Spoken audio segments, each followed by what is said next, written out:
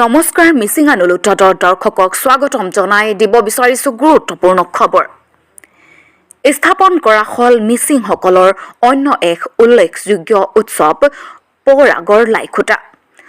ঢকুৱাখানা উভতা অয়েঙীয়া গাঁৱৰ ৰাইজে আলি আই লৃগাং লিলেনৰ লগত সংগতি ৰাখি স্থাপন কৰে এই পৌৰাগ উৎসৱৰ লাইখুটা। সম্পূৰ্ণ ৰীতি নীতিৰে স্থাপন কৰে পৌৰাগ উৎসৱৰ লাইখুটা।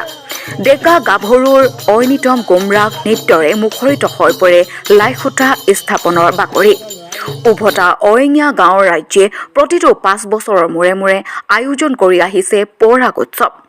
উল্লেখ্য যে মিচিংসকলে শালি খেতি চপোৱাৰ পাছত গাঁৱৰ অপায় অমংগল দূৰ কৰিবৰ কাৰণে আৰু খেতিৰ উৎপাদন বৃদ্ধি কৰাৰ উদ্দেশ্য ৰাজ্যে সামূহিকভাৱে আনন্দ স্ফূৰ্তি কৰাৰ মানসেৰে আয়োজন কৰি আহিছে পৌৰাগ উৎসৱ।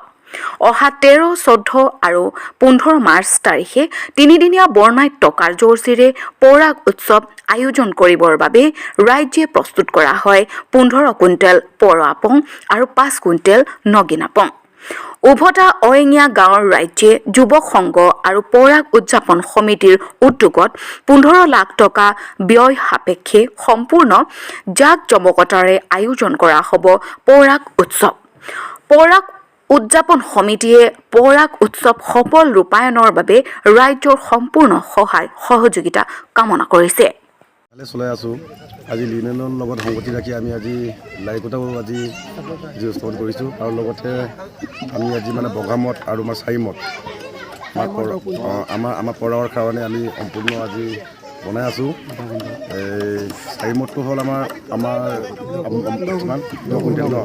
10 কুইণ্টেল তাৰপিছত 5 কুইণ্টেল বগা এনেকৈ আমি আজি কৰাৰ কাৰণে প্ৰচেছ চলাই আছোঁ।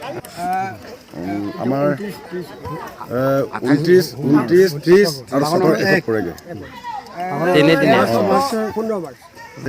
সেইটো লৈ কিনি আমি এই দিনটোলৈকে আমি আজি পিছুৱাই দিম। আমাৰ মিনিমাম 15 লাখ মান হ'ব বাজেটটো। 15 লাখ টকাৰ আমি বাজেট বনাই আছোঁ সেইটো লৈ কিনি।